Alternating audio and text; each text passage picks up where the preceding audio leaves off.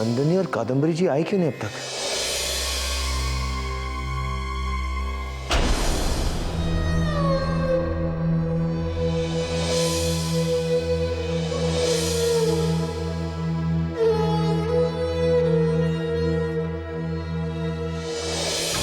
बाबा ये कहां फंसा दिया आपने मुझे? मुझे नहीं बैठना है पूजा में। पता नहीं आपके चक्कर में मुझे और क्या क्या करना पड़ेगा। ये चक्कर नहीं, चक्रव्यूह है बेटा। इसको पार करोगे तभी तो जीत तुम्हारे कदम छूएगी। और फिर पूजा में ही तो बैठना है। पहले कोनो किसी पूजा में नहीं बैठे होगा। वो पूजा अलग थी बाबा। ये मेरी शादी की, मेरा मतलब मेरी बर्बादी की शुरुआत की पूजा है। जैसे बलि से पहले बकरे की पूजा की जाती है ना, वो पूजा है ये। बेटा तुझसे किसने कह दिया कि तू इसमें शादी की पूजा समझकर बैठ? अरे ऐसे ही तमाशेबाजी चल रही है, बचा के बैठ जा। जब मनमा शादी की भावना ही नहीं है तो फिर मंडप में बैठो या कहीं बैठो, क्या फर्क पड़ता है? ये दुनिया का दस्तूर है, बिना खोए कभी कुछ नहीं मिलता और ना चाहते हुए भी बहुत सारे काम करने पड़ जाते हैं। अब ज्यादा सोचो मत, मंडप में जाके सीधा सिट डाउन।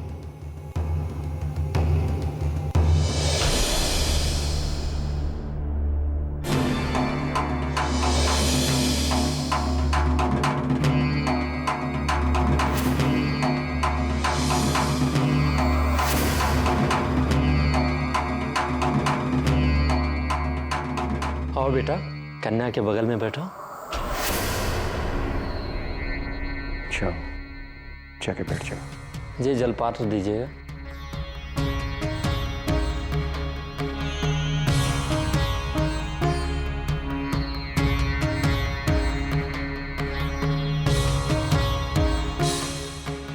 भोजन प्रारंभ करें। बस थोड़ी देर और रुक जाइए पंडित जी। ये नंदिनी और कादम्बरी जी आई क्यों नहीं अब तक?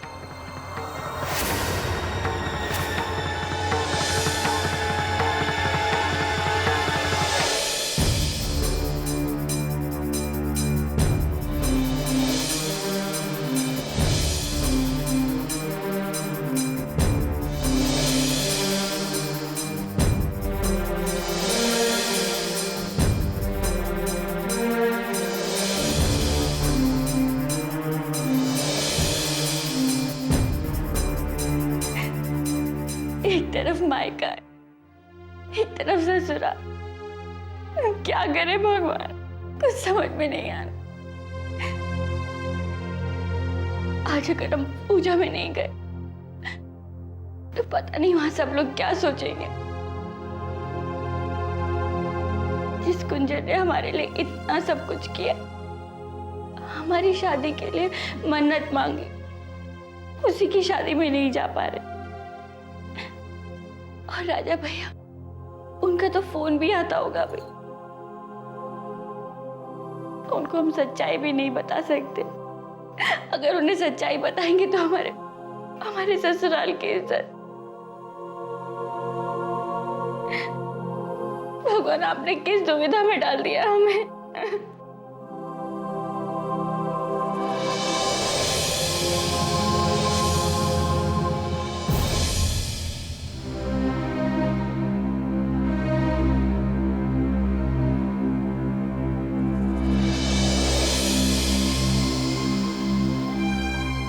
और कितना समय लगेगा यजमान जी? मुहूर्त निकला जा रहा है।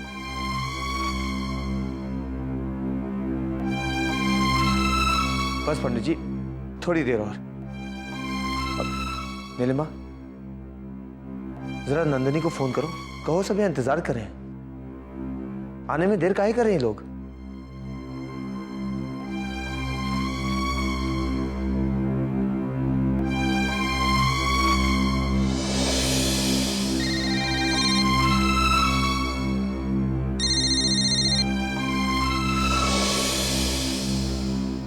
हेलो नंदिनी, तुम लोग अब तक घर पर ही हो?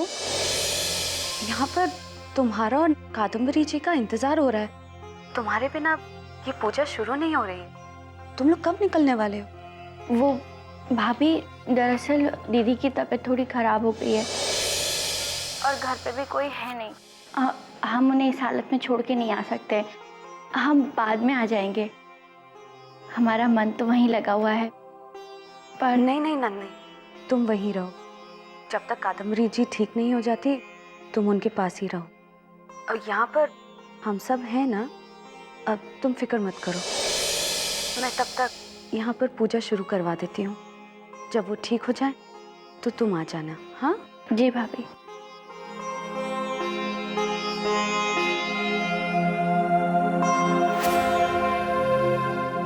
जिन्होंने हमें बचपन से खुशी दी, आज उनकी खुशी में शामिल ना होने के लिए हमें झूठ बोलना पड़ रहा है। भगवान,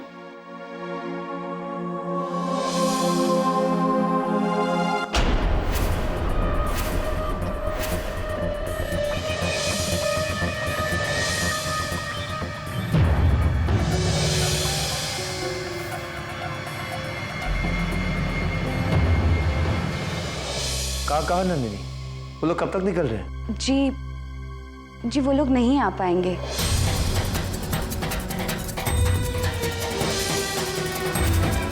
कादम्बरी जी की तबीयत अचानक खराब हो गई है और प्रिंस और सुजीत भी घर पर नहीं है, तो ऐसे में वो कादम्बरी जी को अकेला छोड़कर कैसे आ सकती है।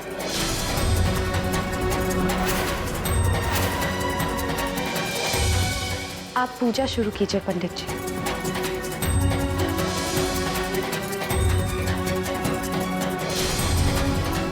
आज तक कोई भी शुभ काम नंदिनी के शुभ हाथों के बिना नहीं हुआ है घर मां।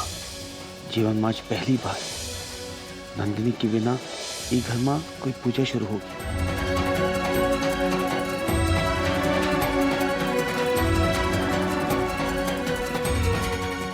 पंडित जी, पूजा शुरू करिए।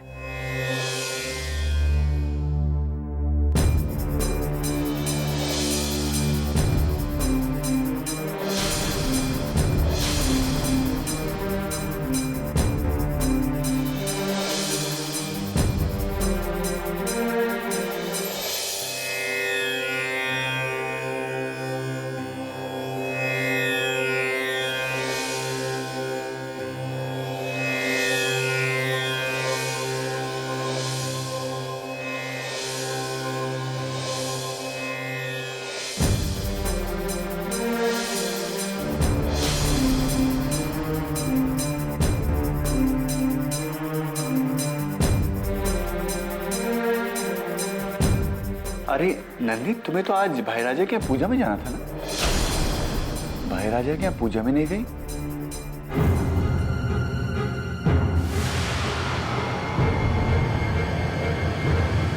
और कादम्बरी, तुम भी नहीं गई?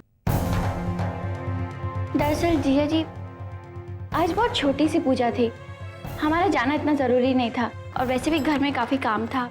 हमने सोचा इसीलिए हम नहीं जाते हैं। आप लोग नाश्ता कीजिए ना, हम अभी चाय लेके आते हैं।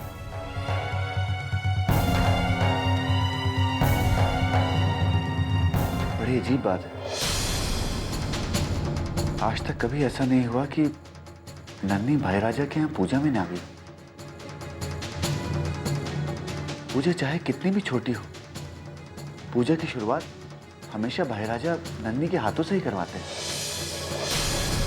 और आज अंबर और गुंजन की शादी की पूजा में नहीं है।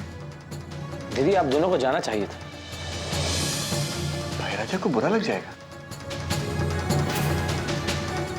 मेरी तो किस्मत ही खराब। तुम्हें तो हमेशा भाई राजा के घर की पड़ी रहती। हमारे घर में क्या हो रहा है ये कभी सोचा भी है?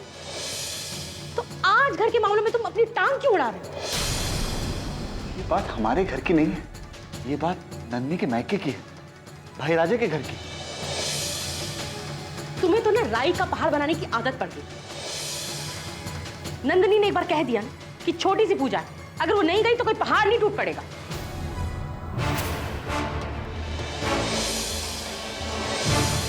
और वैसे भी जल्दी जल्दी में शादियां नहीं होती। ठीक है, वो लोग बड़े हैं, बहुत अमीर हैं, उनके पास पैसे हैं तो वो सब कुछ कर सकते हैं, लेकिन हम थोड़ी ऐसे ही चले जाते खाली हाथ। अरे बहू के मायके जाना था, साथ में तोहफा भी लेके जाना पड़ता है। रिश्तेदारी ऐसे नहीं निपटती है। तुम एक काम करो, तुम ये नाश्ता खाओ और ऑफिस जाओ। घर में क्या कब क्यों करना है वो मैं देख लूंगी।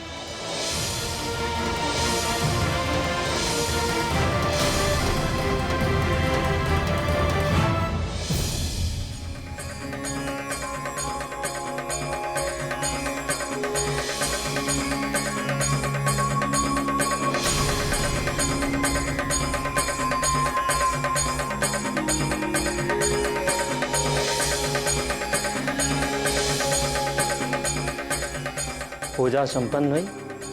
अब आप दोनों आए भगवान से आशीर्वाद लें।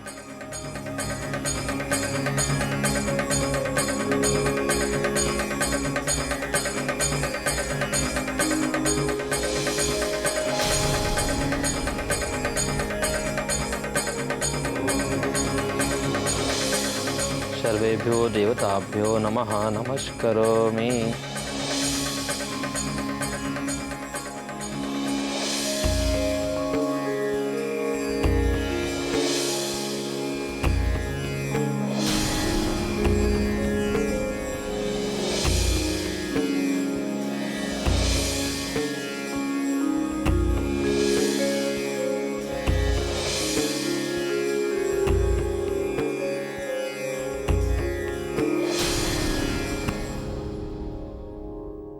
फातिमा भी, आप खुश तो है ना? देखिए, हमें जो ठीक लगा हमने वही किया। अगर अब भी आपकी कोई इच्छा हो तो हमें बता दीजिए, हम वो पूरी कर देंगे। जी फातिमा भी, मैंने आपसे कहा था ना, आप बैठकर जी भर के हुक्म चलाइए, लेकिन आपने कुछ कहा ही नहीं। बताइए ना। बेटा, तुम दोनों ने तो मेरी सारी इच्छाएं पूरी कर दी। मेरे दोनों बच्चों की शादी हो रही, अब मुझे क्या चाहिए? नहीं फातिमा भी, मुझे अच्छी तरह याद है, आपने कहा था जब आपकी दोनों बेटियों की शादी हो जाएगी तो आप दरगाह जाएंगे, है ना? हाँ बेटा, कहा तो था। अल्लाह तुमको खुश रखे। तुम्हें हर की छोटी सी छोटी बात याद रहती है। लेकिन आप अकेले काहे जाएंगे? हम सब साथ चलेंगे। और हाँ, अंबर और गुंजन को दरगाह का आशीर्वाद भी मिल जाएगा।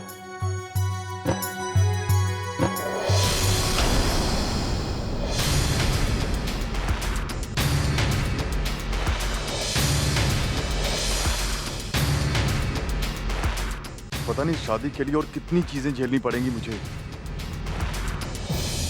भाभी, नंदिनी सुबह पूजा में नहीं आ पाई थी, लेकिन शाम को हल्दी की रस्म में वो आ रही है ना? हाँ हाँ, जरूर आएगी। रुको, मैं उसे फोन करके पूछ लेती हूँ कि कितने बजे आएगी। हाँ, लाइए ना भाभी, मैं ही बात कर लेती हूँ उससे।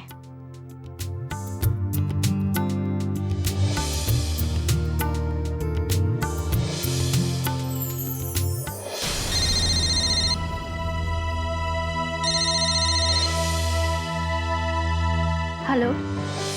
बस शादी क्या हो गई, तू तो हम सब लोगों को भूल ही गई। पता है आज सुबह हमने तुझे कितना याद किया? याद है नंदिनी? बचपन में हमने एक दूसरे से वादा किया था कि एक दूसरे की शादी में खूब धूम मचाएंगे, नाचेंगे, गाएंगे। मैंने तो अपना वादा पूरा कर दिया, अब तेरी बारी है। खैर, अब कादम्बरी जी की तबीयत कैसी है? अब ठीक है। नंदिनी, तो सुबह पूजा में नहीं आई थी ना, तो हम लोगों को बिल्कुल अच्छा नहीं लगा। देख नंदिनी, आज शाम को हल्दी की रस्म है और किसी भी हाल में तुझको यहाँ पे आना ही पड़ेगा, क्योंकि सबसे पहले हल्दी मैं अपनी सबसे अच्छी दोस्त के हाथों से ही लगवाऊंगी। और अगर तू नहीं आई ना, तो मैं ऐसे ही बैठी रह जाऊंगी, किसी के भी हाथों से हल्दी नहीं लगवाऊंगी। समझ गई ना तू? अच्छा, अब ब्लैकमेल करने की जरूरत नहीं है। हमने कहा ना, हम आने की पूरी कोशिश करेंगे। अगर दीदी की तबीयत ठीक रही। देख नंदिनी, कोशिश से काम नहीं चलेगा। अगर तू उनकी बहू है ना, तो मेरी भी सबसे अच्छी दोस्त है। मैं प्रिंस जीजू को फोन करके बोल देती हूँ कि वो ऑफिस से घर जल्दी पहुंच जाएंगे और कादम्बरी जी के पास रुक जाएंगे। और फिर तू यहाँ चली आना, ठीक है ना? नहीं गुंजन, प्रिंस से कुछ भी कहने की जरूरत नहीं है। क्यों नंदिनी? वो खामखा परेशान हो जाएंगे। हमने कहा ना, हम जरूर आने की कोशिश करेंगे। कोशिश नहीं है नंदिनी, तुमको आना ही पड़ेगा। बस शाम को 6 बजे यहाँ पे पहुंच जाना। मैं नहीं जानती, अब मैं फोन रख रही हूँ, बाय।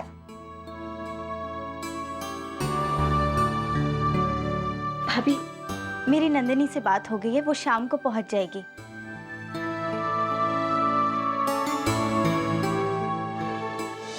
अब हम क्या करें? गुंजन को क्या पता यहाँ हम किस मजबूरी में फंसे हैं। अब हम वहाँ नहीं जाएंगे तो वहाँ किसी से हल्दी नहीं लगवाएगी।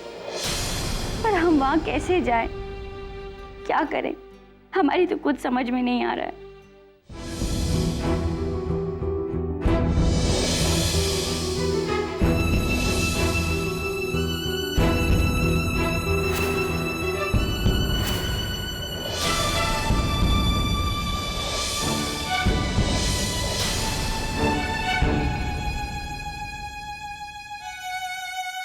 नंदिनी, मैं ना अपनी सहेली के घर जा रही हूँ। उसके बच्चे का जन्मदिन है ना, घर पर पार्टी रखी है।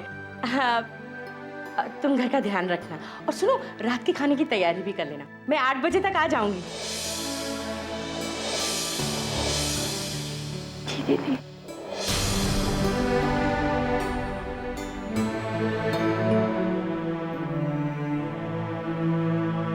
इसका मतलब अब दीदी 8 बजे से पहले वापस नहीं आएंगे। तब तक तो हम गुंजन की हल्दी में होकर वापस आ सकते हैं। हाँ, यही ठीक रहेगा। इससे गुंजन को भी बुरा नहीं लगेगा और दीदी को भी बुरा नहीं लगेगा।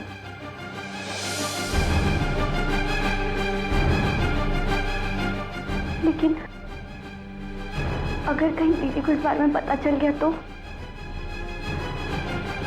नहीं, दीदी से इस तरह छिप के जाना ठीक नहीं होगा। लेकिन अगर हम नहीं गए तो गुंजन को कितना दुख होगा, और उससे भी ज्यादा भैया और भाभी दुखी हो जाएंगे। भैया की आंखें तो हमें ही वहां ढूंढ रही होंगी। हम क्या करें?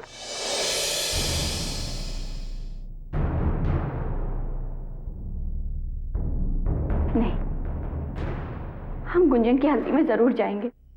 भैया ने कहा है कभी भी किसी का दिल नहीं तोड़ना चाहिए, और अगर किसी का दिल रखने के लिए झूठ बोला भी जाए